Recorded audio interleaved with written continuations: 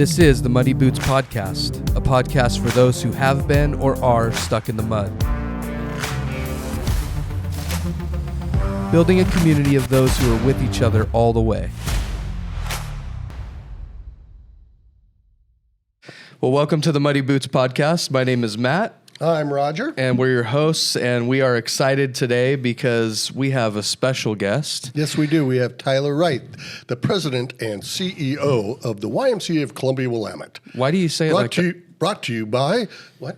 Why do you say it like that? Yeah, why do you say it like that? I don't know why I say things the way I say them. Words just come, want to go bowling, Fred? Okay.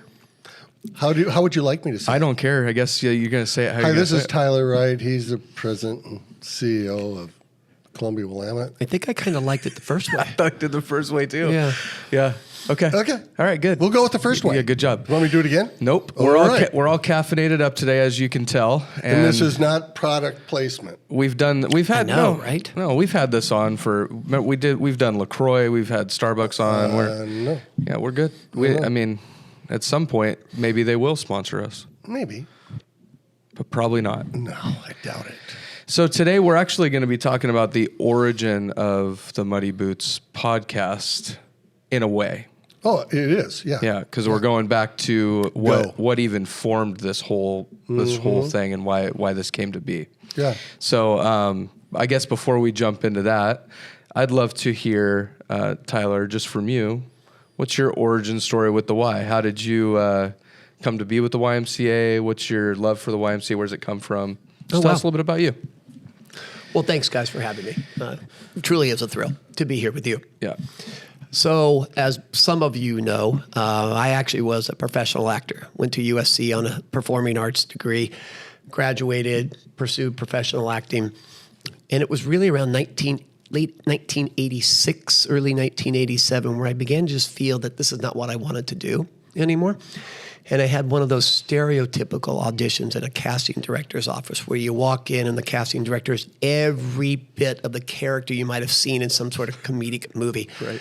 And I walked out and I called my agent, my manager, and said, I don't want to do this anymore. So I called my mom and my dad. They divorced on 2 separate phone calls, and my dad's an old traditional hillbilly, got to get to work. He said, what the heck are you going to do? I said, I don't know. But my mother always had a way of looking at things when they didn't go quite the way you wanted them to. And she had this pet saying that sometimes I still use, to which she said, okay, and now what? And so I took a walk up the Pacific Crest Trail for 30 days. Went from LA, got all the way to Monterey, kind of a spiritual inventory type of walk, just asking myself questions like, what am I here for? What is my purpose? What do you want me to do? And I got to Monterey and I realized kids, service. And unlike most actors in those days, I didn't want to wait tables. So I'd done some part-time work with the YMCA. So I called my friend and said, I'm going to be coming back to California, or LA, I should say, and said, I want you to tell me about this Y gig. So he takes me out to lunch, and literally, guys, he gives me 4 hours of his time. And the first 2 hours I'll never forget were the reasons you don't want to do this work. Long hours, no pay, bad on relationships, little gratitude, on and on and on and on. And then he flipped it and said, now here's the reason why you want to do this kind of work, the kind of impact you can make upon kids and families, the kind of changes you can make, the difference that you can make in people's lives. And then after it was all done, he said, you still want to do this? And I said, I think so. So he turned me on to a good friend, who's now a good friend, at the Santa Monica YMCA, who was hiring a teen director. And I interviewed and got the job and been with it ever since. Pretty cool. That is I'm glad he's here. Well, thank you. Yeah, I'm glad he's here too. Yeah, otherwise we wouldn't be interviewing anyone. It'd be an empty chair over here. Right. There'd just be a mic there, then we'd be talking to each other No. as usual. As usual, yeah. Which we might have to do one of these days, just to throw people off. That's really a cool story. Yeah. So you went right from acting to the YMCA and been with the YMCA ever since? Yeah, I've been with the Y now for 36 years. My running joke is I started when I was 5. My father, who passed away a year ago, God bless him, never never, ever understood what it was like to be a professional actor. He never got what I did for the YMCA, but his running joke was, well, I don't know what he does, but he acts like he knows what he's doing. So that was his running joke. So to this day, I still don't know what I do. I just act like I know what I'm doing. Hey, that's what we do every know, time right? we sign into this podcast. So, Right. you know, that's it's good. You're in good company. Thank you. Yeah. Yeah, for sure. Yeah. Roger, you Yeah. want to, I guess How it all started? Yeah, yeah? let's maybe talk about that Sure. meeting so long, well, Wasn't not so that long a little ago. Almost here. Yeah, so we were going to do, I think it was one of our one-on-ones or something like that. And so we didn't have the river office then. No, we did not. No. So we met at Kel's. Happy St. Patrick's Day. It was pretty close. Yeah, yeah. And so we're sitting down there and we're talking about stuff and he could tell I was just off. And, so he asks, he goes, what's going on? And I told him, I said, I think I'm going to go. I'm just tired of being here. I want to go home. And then we started that conversation. And what'd you think about that? Well, I think we have a similar story. Yeah. I think we have a common time in life, a common experience. Yeah. Why don't you share yours? Sure. So, Matt, I went through a very dark time in 2009. I'd left the Helena YMCA as a CEO. I was married with 2 young boys. I took a job back in California at a YMCA that I'd been with before, but I was just in this emotionally distraught place. My wife and I were struggling, and we had decided that maybe it was time to separate and then eventually divorce. I'm 1,700 miles away from my kids. I'm just in a place where I don't want to be. I find some things out about things back in Helena, and I just began to slip further and further and further into this deep, dark hole.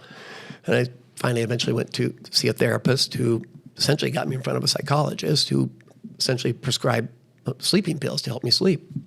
And I remember one night, I was living in this, I can't even make up the story, but it sounds so dramatic anyway. I was living in a friend's small little apartment in the Hollywood area. It was just kind of a dark night, and I couldn't sleep, and I was just tumbling, and there was just no answers, and chest was hurting, head was hurting, and I just looked at the bottle of sleeping pills. I'd take them all. And I understand today when people say, either when they've attempted suicide or people who know people who committed suicide, there seems to be this common story like, well, I just talked to her. I just talked to him, and he or she seemed so calm. I understand that because when you're in that place where the hole is so deep and it's so dark, all you're looking for is an answer. And so the answer for me was, let's just end it all. So I swallowed a half a bottle of sleeping pills. I woke up the next morning on the floor of this apartment and thought to myself, I am such a loser. I can't even kill myself. And I heard this voice, and this is a true story. I heard this voice in my head that said, get up. So I got up. And the voice inside my head said, take a shower. So I took a shower. The voice said again, go to church. And I had not found a church home at that particular point. And so I got in my car, and I had this true intention to go to this one particular church. But I wound up at the First Presbyterian Church in La Cañada. And I'm groggy, I'm not feeling well, my stomach is just nauseous. And I remember just sitting in the back of the pew and just so broken and so distraught. And the story got even better when from the pulpit, we had a guest pastor who began his sermon by saying, have you ever been in a place so dark that you couldn't see your hand in front of your face? Wow. And my face lit up. And he talked about his love of cave diving, spelunking. And he compared it to when you're lost and broken soul. So church exited, and I just sat there and I started bawling. And the preacher came up to me, just put his arm around me and said, son, are you okay? And I just crumbled into his arms. I just cried for like 20 minutes. So from there, it was trying to put the pieces back together again. And so I posted something on Facebook about what had happened. And a dear friend of mine who used to be in the YMCA, who'd left the YMCA, was doing more organizational business coaching. His name is Vince Corsaro. Saw my post and called me and said, get your blah, blah, blah down here now. And he had a timeshare in San Clemente, a beach home. So I drove down. This is still fresh off of what had happened to me. And as I arrived at the beach home, he literally is standing on the beach in his wetsuit with a kayak, with another wetsuit. He threw it at me and said, "Put it on." Run in, put it on, and come back out. He says, "Come on, let's go." And so we both get in individual kayaks and we paddle out. And if you've ever been in San Clemente, the waves crash really, really hard. So it's very difficult to get up and over the crests of the wave. It's a metaphor. But as finally we got over, we just sat there and just kind of bobbed up and down in the calmness of the sea at that point. And he just kept paddling by and asking me a question. And then he would paddle away. And this went on, it seemed like forever. Yeah. And came back and he said, "Okay, let's go." And we paddled back. And interestingly enough, the paddle back was a lot easier. So we go up to his beach house. He said, "Go take a shower. I'm going to make dinner, and then we'll talk." So I took a shower. I came out, and the beach house was just lined with flip charts. And there was a question on each flip chart. And as we ate, he would ask me a question.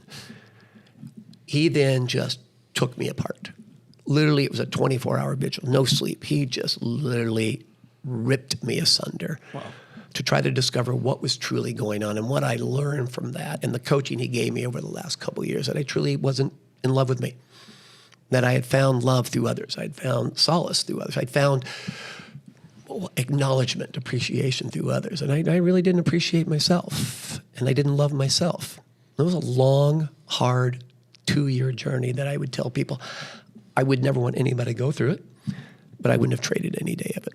Yeah. So that's the story that we shared together. Yeah. Well, before you, because I know now this will go into you, I just want to say thank you for sharing that, for being vulnerable with that.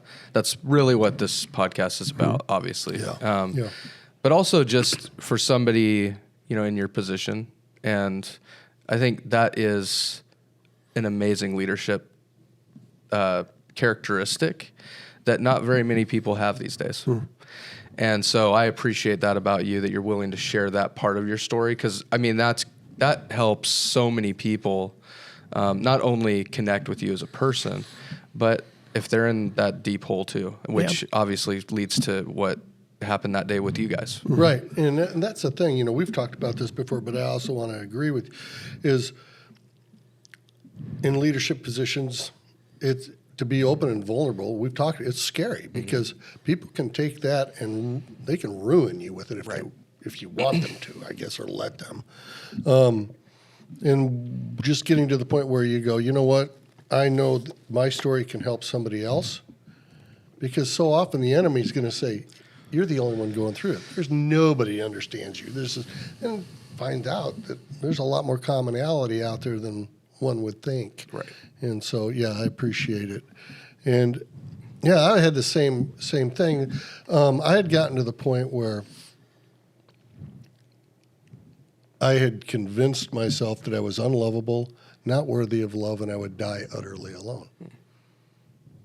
And I go, well, if that's the future, I don't want to hang around that, right? Mm-hmm. And so we had quite the one-on-one that day. Sounds like it. Oh, yeah. A few libations as well. Yeah, we did. Tends to bring out some of the. Well, yeah, but we were both in this raw state. Yeah. And I think that's where the running joke of, if you ever pull your card on it, I'm going to rip it out and then say, choose your words carefully. Words are important. Because, come on. Who does that? Right. Guy is going to commit suicide. Yeah, you. Well, I'm gone. It doesn't matter. Yeah.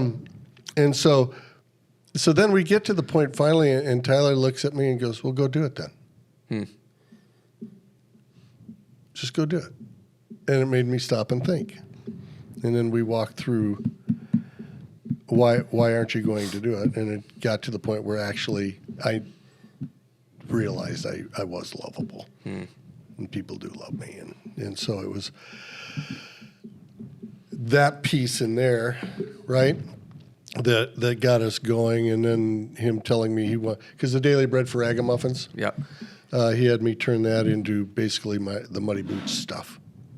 And from that, well, I won't take credit for the title. That was his title. Sure. But I did invite him to express yourself, share a little bit about you. I think our conversation was, people love you and people care for you. I think Roger is probably the most loved and respected person in the association, and people will come to him with their problems. And, but that's that old saying, like, physician, heal thyself. So when we're in that place, we can't heal ourselves. And we look for help. We're screaming and crying for help. And I think Roger's change of ragamuffins to muddy boots was truly a cry for help. Yeah. Because the thing of it is I was a lot like Robin Williams. I've got good coping skills and a little bit of humor. Nobody saw it. Right. Nobody saw this at all, And it was like, till we did that. Yeah. That was fortuitous, I would say. So the progression of muddy boots then, or we'll say the daily bread for ragamuffins, because that's really what it was. You just used the metaphor of muddy boots, right? Of being stuck in the mud. Yeah. And so what was that, how did that progression, how did you feel? Because you had people coming around you, people, talking about it, and that really got some conversations going. It did. So what happened in the YMCA and the organization from, I guess, both of your perspectives, like during that time where you actually opened up about this? Right. Well, the original Daily Bread for Ragamuffins was one where it's going to be positive, uplifting, and then leave you with something to ponder, something to think about. Muddy Boots was, let's get into the garbage. Let's just go right there. I'm stuck. Whatever it is, right? And we had a readership. And all of a sudden the readership was like, oh my gosh, that's me. You're writing about me. And so we would start working with them. And it started coming all through the whole association this way. And from, we were in multiple countries and everything else. And so it started to come in that way. And so it just took on a life of its own. Yeah. And everything I was worried about never happened. Right? Well, I find it interesting that some of the people that read the Muddy Boots would email me or text me and wanting to know, who's Roger talking about? Who's Roger talking about? And I said, he's talking about himself. He said, that's not the Roger we know. Right. So there is a little bit of that Robin Williams. Yeah. Yeah. It was just, and it was good because, I don't know, golly, if I'd have gone another week or so, we wouldn't be, somebody else would be doing this. Right. Which is crazy to think about. Well, Yeah, I know, right? Yeah. It's nuts. And just like, he woke up, what happens if he'd have had a full bottle, instead of half? Yeah. It's that whole thing with the car life down the road of life scenario that I always like to say, right? As you drive the car life down the road of life, you don't get to see what God's up to. It's only when you glance in the rearview mirror you get to see what he's been up to all this time. The problem is we can't drive the car of life down the road of life staring in the rearview mirror. We'll run into a tree. So it forces us to look. But when you look back, okay. And, look how many people have come to Rhapsody through this. It's crazy. Yeah, it is. I remember, because I was a former actor, I loved to quote movie lines. And there's a line from Morgan Freeman, who plays God in, I think it's, what is it? Bruce Almighty. Bruce Almighty, where he says, that's the problem, Bruce. People are always looking up. And I had realized during my journey that God gives you enough of the tools. It's how you use them. Yeah. That old joke of, hey, I'm giving you, I sent you 2 rowboats and a helicopter. Right. What more did you want? Yeah. That was part of the journey for me, is that there are enough tools in my life to help overcome some of those dark moments. Yeah. And some of those tools is seeking resources. Some of those tools is prayer and meditation. But some of the tools are within me. And some of it's people. And some of it's people. Yeah. That's the thing is, they'll bring people in your life and you don't even know why they're there. Right. Until much later when you look back. If you've got, knowledge is learned through books and school. Wisdom is a life lived and pondered upon, right? Right. And when you literally reflect on your life and go, oh. Yeah. I find reflecting back through that 2-year journey, and the journey's ongoing. It's never ended. I remember sharing my story with certain staff and certain volunteers at my former YMCA who were very disarmed by my story and didn't want to hear that and didn't want to think that. And that also helped me to realize who are the people I want in my life. Yeah. You know, what kind of relationships do I want? I think Roger knows, I don't deal well with the superfluous relationships. I don't deal well with, hey, how you doing? Great. No, I'm not really great. In fact, I learned a long time ago that if you really want some people to stop when they say, how you doing? Say something like, my cat died, and see if they respond. Yeah. And I found along the journey that some people just don't turn and listen. Right. So this, for me, the journey is still ongoing to find who are those people I want to be in relationship with. Sure. And who do I want to truly be authentic with? And I think that's the beauty of the organization. And I don't think we tell that story enough about what the YMCA truly can be. I'm here because I find it a very safe place in which to be myself, no matter what position or title or business card I'm carrying. Right. Yeah. I think that's what the organization truly is. And I think sometimes we don't live up to that as much as we should. Sure, people come to work out, they come to swim, they go to camp. I think most people come to the YMCA eventually seeking relationship. Yeah. And so what kind of relationship do we want? And I truly think it's that authentic kind of relationship. So somebody can say, I'm not doing so well today. I totally agree, because if they don't want to be in a relationship, go to Gold's. Yeah. They don't care if you're there or not. But I don't know how often you come through the doors here and you've got a Demi, right? Or a Danny or anybody or coming, this crazy chaplain right there, and it's like, and if you don't show up, somebody's calling you. What, Yeah. It's crazy. That's a community. That's a community. That's not a gym. No, Absolutely. No. That's what I always say. The Y's here, we don't need a building. Yep. But if you want a building, we'll put one in. Absolutely. But we don't need one. But it's sort of the thing we experience at church too, right? Is what do people want out of it? And it's the same thing here. I think there's a lot of people that want community here. Mm-hmm. And then, you have your people who are just in and out. Mm-hmm. And of course you're going to get those. And we get those. We see that in the church too. Absolutely. Where it's like, you can do the, how you doing? I'm fine. Mm-hmm. Yeah. But then there's the, how you doing? Well, let's sit down because we need to talk. One of the expressions I learned from Vince, I learned so much from that man. I hope I can send this to him. Hi, Vince. One of the expressions I learned was, and if good isn't good enough. Because you hear that a lot from people. How you doing? Good. Really? What does good mean anymore? What if good isn't good enough anymore? Yeah. And I think most people, that's generalizing. There are some people who I firmly believe or may believe that people really don't care. So when you ask me how you doing, you don't really care. So I'm just going to give you fine, good, Mm-hmm. fine, I'm good. Right. To stop them in their tracks, that story of like, well, my cat died. To say, no, really? Yeah. What does good really look like? Yeah. Well, you've often heard me say, somebody will say that to me, and I'll say, well, I'm kind of gassy. Yeah. And, I've never given that answer. No, I believe Roger's the only person I've ever heard give that answer. Yeah. Or an answer. But it's like the same that. thing. It's the same. You don't care. Why don't you say hello? Words are important. Words are important. Just say hello. Just say hello. Yeah. So I'm assuming that conversation didn't end between you. That you still talk about some of that stuff, and that's the beauty of when something like when a situation like that comes up. Well, when you share something that vulnerable and that deep, you don't worry about much else. I can talk to him about anything, and I think he can talk to me about anything. Yeah. We give each other a lot of hard crap in front of people all the time, but that's just, the way we love on each other. Right. But I don't think a lot of people understand it. It was like Paul the other day. He looked at me and said, that man writes your checks.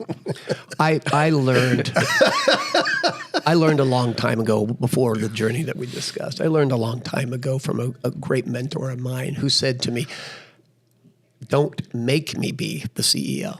Right. And I share that expression when I came here. Don't make me be the CEO. Right. You know, Right. use me in whatever fashion you want me to. Yeah. I want the kind of relationship where I never have to pull that card or play that card for people. And that's what I love about our relationship. That's what I love about the relationship with most of our staff. Yeah. Is that people can talk to me and I can talk with them. And sure, I understand that certain final decisions have to rest with a particular position. I get that. I understand and accept that responsibility. But I do better when I'm in This. this. Yeah. Yeah. So when you're, I know what you said to Roger, but just, since we're obviously on the topic of suicide and things like that, there's people who are watching that could be in any phase of that, right? What do you say to somebody, who's struggling? My first comment is, one, how can I help? Yeah. And I can only get you so far. I'm not a professional coach. I'm not a licensed therapist. I play one on a radio. My second question is, how can I get you help? That's the first thing that I want to ask people is that if you're that authentic and you're saying to me, I'm in that particular place, that's a cry of help. Yeah. Let's get you the help. I'll walk with you as far as I can walk with you. I'll walk with you till the end of the earth. Yeah. But from a professional standpoint, let's get you that kind of care. Yeah. Yeah, that's it. I mean, literally, it's. I'll tell people that are with me, don't make a permanent solution to a temporary problem. Because if we give it time, you can come out of this, no matter what it is. And I know that sounds trite, but you're speaking from experience. Yeah, we both lived it. But yeah, that's the thing. And I also talk about, know your ceiling, right? I'm not that. I can get you to somebody that can, but I'm not going to be able to psychoanalyze you out of this. Right. You know? Well, Vince also was the first one to share when he says, I can coach you. I cannot be your therapist. Let's get you a therapist. Right. So, and I'm a big believer in therapy. I'm a big believer in seeking help, no matter what it might be, whether it's a physical, mental, spiritual, emotional well-being of the individual, whatever professional help you can seek to help that particular aspect of your life. I'm a huge advocate of that. 100%. So it really was through Vince's coaching and the great therapy work that I had and just finding the kind of friends that would rally around me and not be judgmental. Right. And boy, I tell you guys, I don't know about Roger, I found a lot of my friends were very judgmental. Oh, yeah. When I would share that story with them. Well, it's an interesting thing. So I had some people when I was diagnosed with cancer really upset that I was okay with it. Yeah. Right? They were, why aren't you more upset? Well, they wanted me to be more upset to make them feel better. Right. And how often is it like you see somebody go to make a hospital visit and the person laying in the bed is actually consoling the person that is supposed to be there for them. It's like, oh my gosh, we've got this upside down so often. Yeah. And that's what I love about like our chaplain training. Here we got this, I'm with you all the way, right? When he's talking, I'll be with you to the end of the earth. Yeah. We won't let go. The why won't let go. Right. Unless you want us to let go, then there's not much we can do about that, but we won't walk away. I think it's the beauty of the chaplaincy that we have here in our organization. Yeah. I think it has a little bit of a reputation, if you will, that, okay, we can own that. We can accept that. What it really is just coming along somebody, how they want us to come alongside. Yeah. You want to talk? Fantastic. You want us to pray? Fantastic. You want to just walk in silence? Fantastic. Yeah. That's the beauty, I think, of what Roger's created in the chaplaincy. And there's such great people in that. Like right now, I look throughout the. Oh, I know. I know. The association, the ones who are taking it seriously and going through the program, are just like top notch. Yeah. And it's not easy. No. I mean, it's definitely. I can't remember what that old commercial was. It's like baseball, if it were easy, everybody would do it. But there was a commercial, like if it were easy, well, I don't know if it was the Marines or the Army or whatever it might be. It's not meant to be easy. It's really meant to, I think, from what I've read from the curriculum, it's really meant for the individual to do a little soul searching first. Right. To figure out who they are. Right. Because how can it's going to sound horrible. I don't want to be, I choose not to be in a position with somebody who will not share who they are, but wants me to share who I am. Yeah, Right. yeah. That's not authentic. That's the worst thing. Isn't it? It's so transactional. Yeah. You know? Yeah. And it's like that whole thing of now I got one up on you or something. Yeah. Right. You know, no. Yeah, I was talking to our leadership team last night about how do you know you can trust somebody? And that's a hard question to ask, you know, because we're talking about creating a community where you can belong before you believe. Yeah. Yeah. And if you're going to create that, then you have to, there's a high level of trust. You got to be okay with that. Yeah.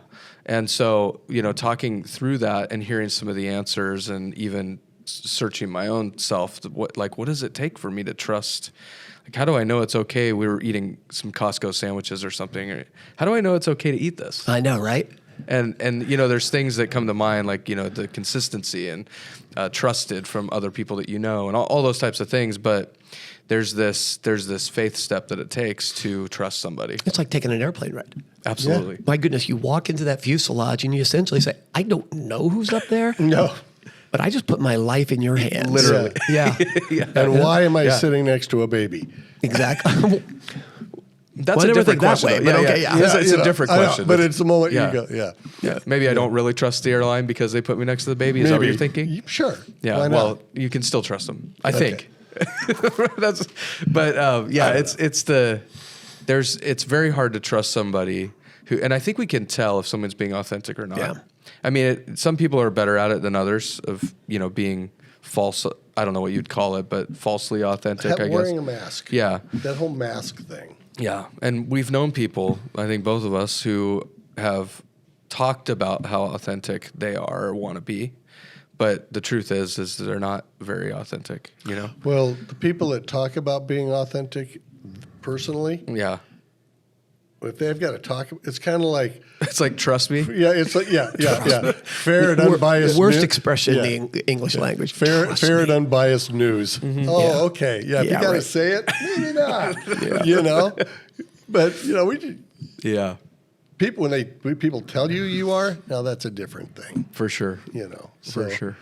Yeah, because we've both been burnt by people we've trusted and think we all thought have. we're on our side, and all of a sudden you go, didn't see that coming. I know, right? Yeah, Yeah. But we still have the opportunity to trust others, and that can be hard when you've been burnt. Yeah, you know, I've heard that, I'll be perfectly honest here, that I give trust away as easily as I would give anything that I would own to somebody. Say, hey, Wow. I need a pair of shoes. Here's my shoes. I give trust away because I think that's being part of being authentic. Whether it comes back at you in the way you want, or whether Right. it's not received the way you want, that gives me an indication of the person I'm in a relationship with or in a conversation with. but like I that. agree with that. But it's like, because I do that too. But it's like a sample trust. Kind of. You know, it's not the all the way. You're not all the way in with me. Trust. It's that I'm going to trust you with this and see how you hold it. Sure. Right. Sure. And if you hold it and cherish it, then I'll give you some more, a little deeper and a little deeper, and you end up where we're at. Yeah. You know what I mean? Yeah. But if you stomp all over that, well, then I kind of know. Yeah, I like that that's how he though, does it. because there's something that I say often, and that I'm gonna be a vulnerable person because we talk about how it's a superpower, right? Yeah. And that even if somebody's uncomfortable with that, that's not that's not you my don't own it. That's theirs, down. Yeah. Right. Yeah. Yeah. And so I'll still be vulnerable, and you know, obviously, from what we're sharing today, you two being very vulnerable about and that's how people react to that is not up to us, but we get to open up ourselves to other people, Right. and that's a cool thing. Yeah. So Yeah. Everything about me, I don't care who knows. yeah, You know, that's okay. That's fine. What are you going to do to me? yeah. And if you're the first person to out yourself, Yeah. no one can out you. Right. Yeah. Right? Like Yeah. there's no conspircy against me because Well, it's I've kind of like told you everything. I tell the Book of Mark, right? First chapter of the Book of Mark in the American language, you know, it says John the Baptist was walking through the Judean countryside, baptizing people in the Jordan River, and people came out confessing their sins. That sounds nice. But in the Greek, it says John the Baptizer is walking through the Judean countryside, baptizing people in the Jordan River, and people came out loudly professing everything they'd ever done. You out yourself like, yeah. Wow. Yeah, I know. I told you already. How right? The truth shall set you free. That's powerful. What are you going to do to me? I already told you that. Right. So that's I've always remembered that, you know.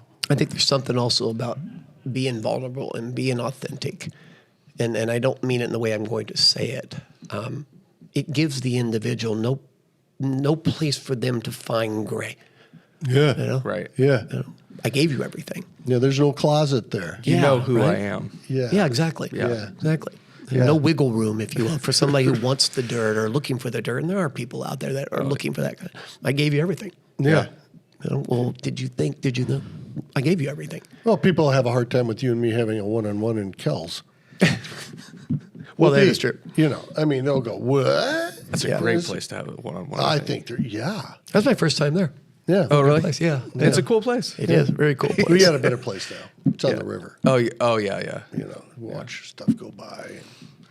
Like We eagles? can do the Roger and, huh? Like owls?